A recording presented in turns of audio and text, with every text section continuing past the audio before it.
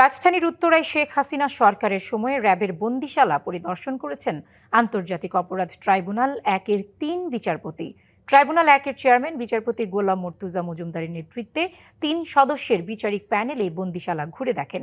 বিচারক প্যানেলের সাথে ছিলেন চিফ প্রসিকিউটর আমিনুল ইসলাম সহ প্রসিকিউশন টিম ও টিএফআই সেলের গুমের মামলায় আসামি পক্ষের আইনজীবীরা। গুম করে টিএফআই সেলে রাখার ঘটনায় করা মানবতা বিরোধী অপরাধের এই মামলায় মোট আসামি ১৭ জন। তাদের মধ্যে ১০ জন সেনা কর্মকর্তা গ্রেপ্তার হয়েছেন। আরও জানাতে সরাসরি যুক্ত হচ্ছেন সহকর্মী নাজমুল হুদা। নাজমুল, বন্দিশালা পরিদর্শন করে ট্রাইব্যুনালের বিচারপতিরা কিছু বলেছেন গণমাধ্যমে, কি দেখলেন আপনারা?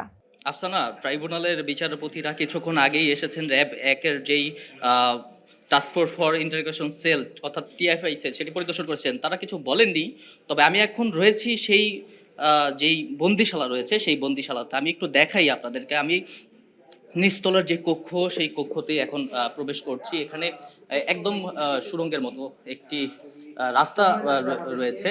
এটির ভেতরে গেলে একটু আপনাদেরকে দেখাই যে এই সুড়ঙ্গ দিয়ে ঢোকার পরে আসলে বেশ কয়েকটি ছোট ছোট ছোট ছোট কক্ষ রয়েছে। এই কক্ষগুলোর মধ্যেই মূলত যাদেরকে বন্দী করে রাখা হতো আসলে তারা গুলোতেই এখানে থাকতেন এবং এখানে তাদেরকে বছরের পর বছর রাখা হয়েছে। একটু দেখাই, এখানে একটি কক্ষ ভেতরটাতে আমি দেখাই।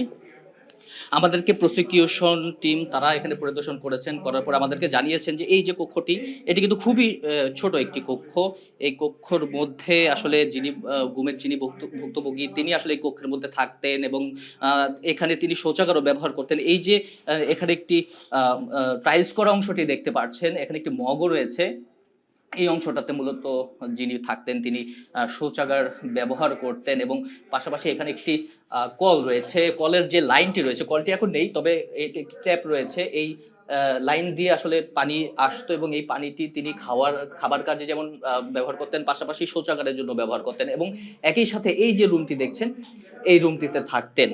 তো এমন অসংখ্য আসলে টিএফআই সেলের ছোট ছোট বন্দিশালা রয়েছে। এই বন্দিশালাগুলোতে বছরের পর বছর আসলে থাকতেন এবং দোতলায় আরো এমন কিছু কক্ষ রয়েছে, সেসব জায়গায় আসলে তাদেরকে বিভিন্নভাবে বাংলা কিউআর যেখানে নগদ পেমেন্ট সেখানে সারা দেশে ১০ লাখেরও বেশি মার্চেন্টে নগদে পেমেন্ট করুন খুব সহজে।